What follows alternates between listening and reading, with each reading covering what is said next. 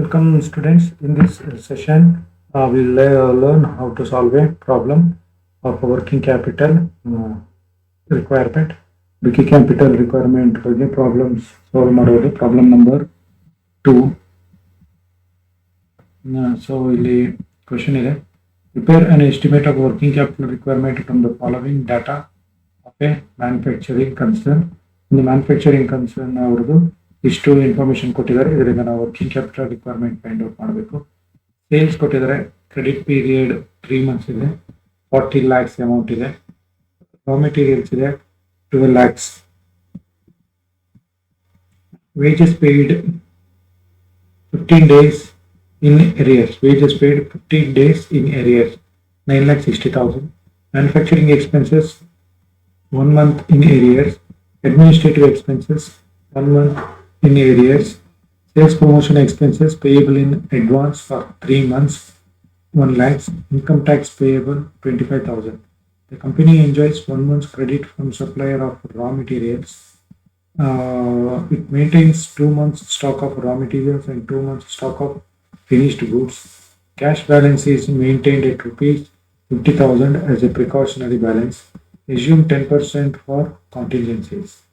So ಇಲ್ಲಿ question ಅಲ್ಲಿ ಇಷ್ಟು ಇನ್ಫಾರ್ಮೇಶನ್ ಅಲ್ಲಿ ನಾವು ವರ್ಕಿಂಗ್ ಕ್ಯಾಪಿಟಲ್ ರಿಕ್ವೈರ್ಮೆಂಟ್ ಏನಂತೇಳಿ ಫೈಂಡ್ ಔಟ್ ಮಾಡಬೇಕು. ಇಲ್ಲಿ ಸೇಲ್ಸ್ ಕೊಟ್ಟಿದ್ದಾರೆ. ಸೇಲ್ಸ್ 40 lakhs ಇದೆ. ಅದರಲ್ಲಿ ಕ್ರೆಡಿಟ್ ಪೀರಿಯಡ್ 3 months ಇದೆ.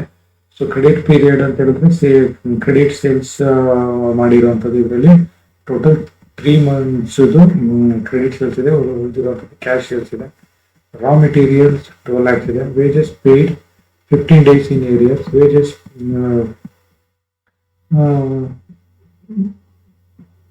ಕೊಡ್ಲಿಕ್ಕಿರುವಂಥದ್ದು. ಅದರಲ್ಲಿ 15 ದಿವಸದ್ದು ವೇಜಸ್ ಅನ್ನು ನಾವು ಕೊಡ್ಲಿಕ್ಕೆ ಬಾಕಿ ಇದೆ, ಡ್ಯೂ ಇದೆ. ಅದು ಲಯಬಿಲಿಟಿ.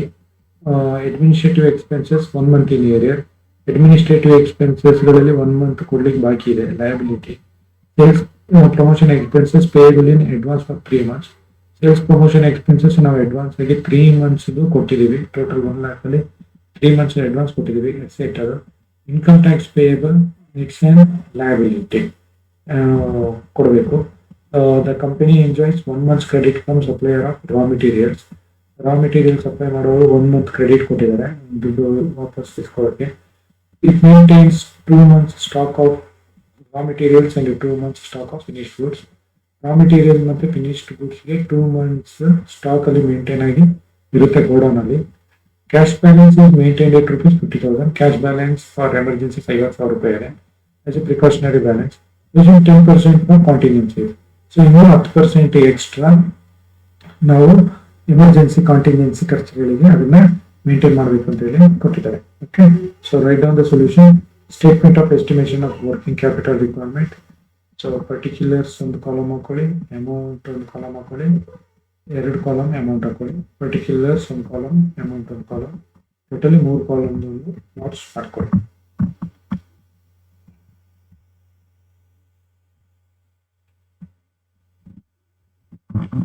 ಸೊ ಡೈರೆಕ್ಟ್ ಆಗಿ ನಾನು ಈಗ ಸ್ನ್ಯಾಪ್ ತೆಗಿರುವಂಥ ಫೋಟೋ ಇಟ್ಕೊಳ್ತೀನಿ. ಇಲ್ಲಿ ಟೈಪ್ ಮಾಡಿದ್ರೆ ಟೆಕ್ನಿಕಲ್ ಆಗುತ್ತೆ, ಕಂಪ್ಲೀಟ್ ಅದು ರೆಕಾರ್ಡ್ ಆಗಲ್ಲ. So right on the solution ಮಾಡಿರುವಂಥದ್ದು ಇಲ್ಲಿದೆ. So I will explain in this. So statement of estimation of working capital particulars. So last problem ಅಲ್ಲಿ ನೀವು ತಿಳ್ಕೊಂಡಿದ್ದೀರಾ. ಸೊ ವರ್ಕಿಂಗ್ ಕ್ಯಾಪಿಟಲ್ ಅನ್ನ ಫೈಂಡ್ ಔಟ್ ಮಾಡಲಿಕ್ಕೆ first we need to find out all the current assets. Current ಅಸೆಟ್ಸ್ಗಳನ್ನ total ಮಾಡ್ಕೊಳ್ಳಿ. ಅದು gross working capital ಆಗುತ್ತೆ. ಆ ಗ್ರಾಸ್ ವರ್ಕಿಂಗ್ ಕ್ಯಾಪಿಟಲ್ ಇಂದ ಎಲ್ಲ ಕರೆಂಟ್ ಲಯಬಿಲಿಟೀಸ್ ಅನ್ನ ಮೈನಸ್ ಮಾಡಿ ನಮಗೆ ನೆಟ್ ವರ್ಕಿಂಗ್ ಕ್ಯಾಪಿಟಲ್ ಸಿಗುತ್ತೆ. Okay, so that's all for the question. But ಇಲ್ಲಿ ಏನು ಅಂತ ಹೇಳಿದ್ರೆ ಎಷ್ಟು ಮಂತ್ ಪೀರಿಯಡ್ ಇರುತ್ತೆ ಅದನ್ನ ನಾವಿಲ್ಲಿ ಕ್ಯಾಲ್ಕುಲೇಷನ್ ಮಾಡ್ಕೊಳ್ಬೇಕಾಗುತ್ತೆ. So first one current assets. Question ಅಲ್ಲಿ ಯಾವ್ದೆಲ್ಲ ಕರೆಂಟ್ ಅಸೆಟ್ಸ್ ಇದೆ ಅದನ್ನ ಫಸ್ಟ್ ತಗೊಳ್ಳಿ. ಸೊ ಇಲ್ಲಿ ಫಸ್ಟ್ ಕ್ಯಾಶ್ ಬ್ಯಾಲೆನ್ಸ್ ತಗೊಂಡಿದ್ದಾರೆ. ಸೊ ಫಸ್ಟ್ ಕ್ಯಾಶ್ ಬ್ಯಾಲೆನ್ಸ್ ತಗೊಳ್ಳಿ. ಕ್ವಶನ್ ಅಲ್ಲಿ ಇದೆ cash balance is maintained at rupees 50,000. So 50,000 rupees it's an current assets. Cash balance ತಗೊಳ್ಳಿ 50,000. Okay, so next related to inventory. So inventory ಅಂತ ಹೇಳಿದ್ರೆ stock ಎಷ್ಟು amount ಇದೆ. Raw materials, so raw materials ಕೊಟ್ಟಿದ್ದಾರೆ ಇಲ್ಲಿ. ಫಸ್ಟ್ ರಾ ಮೆಟೀರಿಯಲ್ಸ್ ತಗೊಳ್ಳಿ. So raw materials 12 lakhs rupees raw material ಇದೆ. So ರಾ material 12 lakhs ಇದೆ. ಅಂಡ್ ಇಲ್ಲಿ ಕೆಳಗಡೆ ಅಡ್ಜಸ್ಟ್ಮೆಂಟ್ ಅಲ್ಲಿ company enjoys 1 month credit from supplier of raw materials. ಮತ್ತೆ ಫಿನಿಶ್ಡ್ ಗೂಡ್ಸ್ಗೆ 1 month ಟೈಮ್ ಕೊಟ್ಟಿದ್ದಾರೆ. ಸೊ ಆ 1 month ನಾವು ಕ್ಯಾಲ್ಕುಲೇಷನ್ ಮಾಡಬೇಕು. ಸೊ 12 lakhs rupees ಇದೆ. ಸೊ ರಾ material 12 lakhs rupees. 12 lakhs rupees ಅಲ್ಲಿ ಇಲ್ಲಿ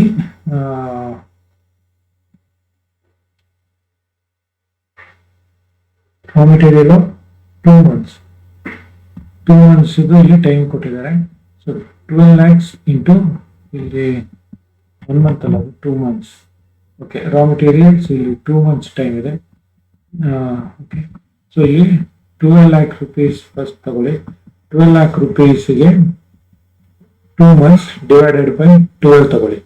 so it will come to 2 lakhs. Inner column ಅಲ್ಲಿ ಬರ್ಕೊಳ್ಳಿ. So inventory raw material 12 lakhs multiplied by ಇದು 2 ತಿಂಗಳವರೆಗೆ ಕೊಟ್ಟಿರುವಂತ ಟೈಮು, 2 ಡಿವೈಡೆಡ್ ಬೈ 1 ವರ್ಷದ್ದು 12 ತಿಂಗಳು. 12 ತಿಂಗಳಲ್ಲಿ 2 ತಿಂಗಳಲ್ಲಿ ನಾವು ಎಷ್ಟನ್ನ ಮೇಂಟೈನ್ ಮಾಡಬೇಕಾಗುತ್ತೆ ಅಂತ ಹೇಳಿ amount. So 2 lakh rupees. Next finished goods. So finished goods ನ ಈಗ ಇಲ್ಲಿ ಸ್ವಲ್ಪ ವರ್ಕಿಂಗ್ ನೋಟ್ ಅಲ್ಲಿ ಕ್ಯಾಲ್ಕುಲೇಟ್ ಮಾಡ್ಕೊಳ್ಬೇಕು ನೀವು. So finished goods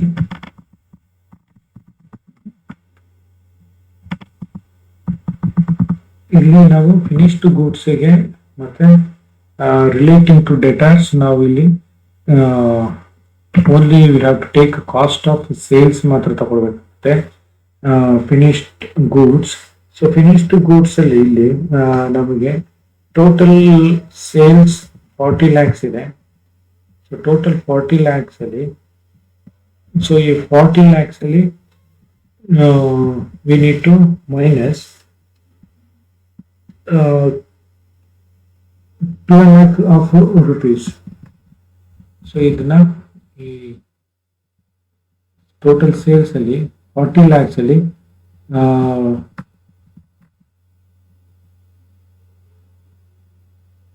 12 lakh raw materials ಇಂದ ಮೈನಸ್ ಮಾಡಬೇಕು.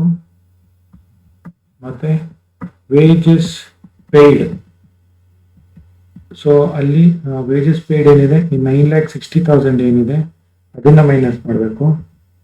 ಮ್ಯಾನುಫ್ಯಾಕ್ಚರಿಂಗ್ ಎಕ್ಸ್ಪೆನ್ಸಸ್ ಏನಿದೆ ಅದನ್ನ ಮೈನಸ್ ಮಾಡಬೇಕು. ಮತ್ತೆ ಅಡ್ಮಿನಿಸ್ಟ್ರೇಟಿವ್ ಎಕ್ಸ್ಪೆನ್ಸಸ್ ಏನಿದೆ 1,20,000.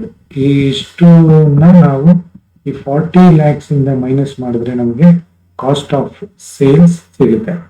ಓಕೆ, ಸೊ ಈ 40 lakhs ಇಂದ ಸೇಲ್ಸ್ ಅಲ್ಲಿ ಕಾಸ್ಟ್ ಆಫ್ ಸೇಲ್ಸ್ ಎಕ್ಸಾಕ್ಟ್ ಬರೀ ಒಂದು ಪ್ರೊಡಕ್ಷನ್ಗೆ ಬೇಕಾದಂತಹ ಕಾಸ್ಟ್ ಎಷ್ಟಾಗಿದೆ ಅಂತ ಹೇಳಿದ್ರೆ 12 lakhs ರಾ ಮೆಟೀರಿಯಲ್ ಇರುತ್ತೆ, ವೇಜಸ್ ಕೊಟ್ಟಿರುವಂಥದ್ದು 9,60,000 ಇರುತ್ತೆ, 6 lakhs rupees ಮ್ಯಾನುಫ್ಯಾಕ್ಚರಿಂಗ್ ಎಕ್ಸ್ಪೆನ್ಸಸ್ ಇದೆ, ಅಡ್ಮಿನಿಸ್ಟ್ರೇಟಿವ್ ಎಕ್ಸ್ಪೆನ್ಸಸ್ 1,20,000 ಇದೆ. 12 lakhs ಆ್ಯಡ್ ಮಾಡ್ಕೊಳ್ಳಿ. 12 lakhs plus 9,60,000 plus 6 lakhs plus 1,20,000. So ನಮಗಿಲ್ಲಿ 28,80,000 rupees ಬರುತ್ತೆ. ಸೊ ಇಲ್ಲಿ ಫಿನಿಶ್ಡ್ ಗೂಡ್ಸ್ 28,80,000 rupees ಬಂದಿದೆ. ಸೊ 28,80,000 rupees ಅಲ್ಲಿ, ಸೊ 28,80,000 rupees ಅಲ್ಲಿ, ಸೊ ಇಲ್ಲಿ ಫಿನಿಶ್ಡ್ ಗೂಡ್ಸ್ ಮೇಂಟೈನ್ ಮಾಡಿರುವಂಥದ್ದು we need to maintain for finished goods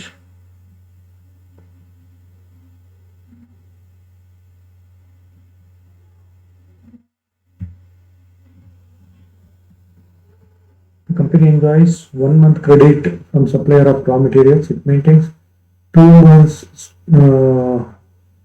stock of raw materials, 2 months stock of finished goods. So ಇಲ್ಲಿ 1 month ತಗೊಂಡಿದ್ದಾರೆ ಇಲ್ಲಿ. ಫಿನಿಶ್ಡ್ ಗೂಡ್ಸ್ 28,80,000 ಇದೆ, into multiplied by 1 divided by 12, 2,40,000 ಆಗುತ್ತೆ. Okay, so 28,80,000 divided by 12, 2,40,000. Okay, so inventory raw materials ಆಯಿತು, finished goods ಆಯಿತು. So ಇದು ಎರಡರದ್ದು outer column ಅಲ್ಲಿ ಬರ್ತದೆ. 2 lakhs rupees ಇದು 2,40,000, 4,40,000 ಆಗುತ್ತೆ. So next current assets, debtors. So debtors ಕೂಡ ಇಲ್ಲಿ ನಾವು ಓನ್ಲಿ ಕಾಸ್ಟ್ ಆಫ್ ಸೇಲ್ಸ್ ತಗೊಳ್ಬೇಕು. ಸೊ ಕಾಸ್ಟ್ ಆಫ್ ಸೇಲ್ಸ್ ಇಲ್ಲಿ ಕಾಸ್ಟ್ ಆಫ್ ಸೇಲ್ಸ್ 40 lakhs, ಇದರಲ್ಲಿ 40 lakhs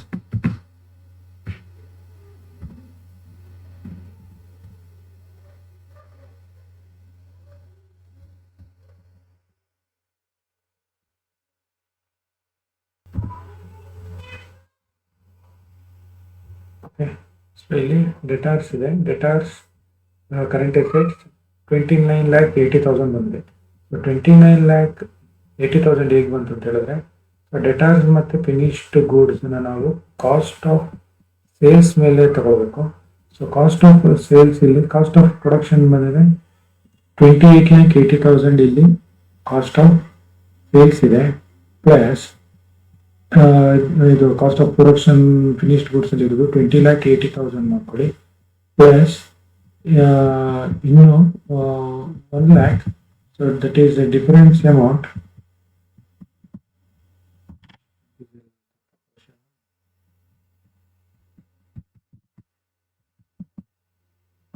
ಸೊ ಇಲ್ಲಿ ಕ್ವಶನ್ ಇದೆ, ಕ್ವಶನ್ ಅಲ್ಲಿ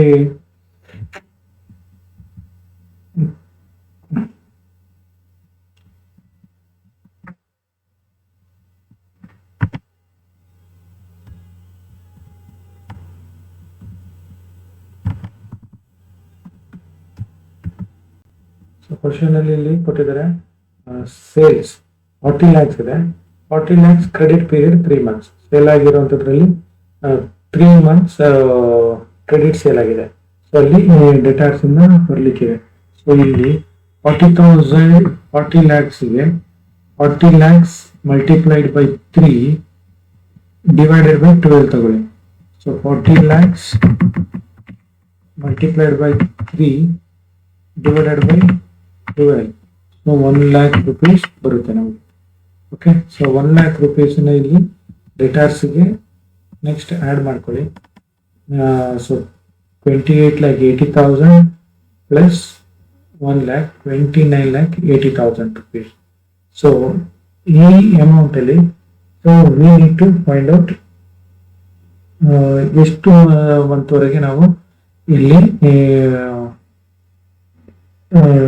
ಡೆಟಾರ್ಸ್ ಆಗಿದೆ ಅಂತ ಹೇಳಿ 3 months. So 29,80,000 into 3 divided by 12. So ಇಲ್ಲಿ ಕ್ವಶನ್ ಅಲ್ಲಿ ಕೊಟ್ಟಿದ್ದಾರೆ. ಸೊ ಇಲ್ಲಿ 3 months ಕ್ರೆಡಿಟ್ ಸೇಲ್ ಇದೆ ಅಂತ ಹೇಳಿ. So 29,80,000 into 3 by 12, so we will get 7,45,000. So evaluate cost of sales. So debtors 29,80,000, 28,80,000 plus ಇಲ್ಲಿ ಕ್ವಶನ್ ಅಲ್ಲಿ ಕೊಟ್ಟಿದ್ದಾರೆ extra sales promotion expenses in advance for 3 months 1 lakh. So sales related to the sales ತಗೊಳ್ಬೇಕು 1 lakh.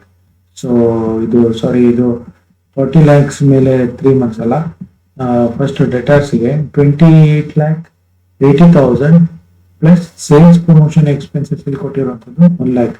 ಇದನ್ನ ಎರಡನ್ನ add ಮಾಡಿಕೊಂಡ್ರೆ we will get 29,80,000 based on this credit period 3 months ಕೊಟ್ಟಿದ್ದಾರೆ. So 3 divided by 12, 7,45,000. Okay, so next other current assets question ಅಲ್ಲಿ ಕೊಟ್ಟಿದ್ದಾರೆ sales promotion expenses payable advance for 3 months. So ಇಲ್ಲಿ says expenses paid in advance.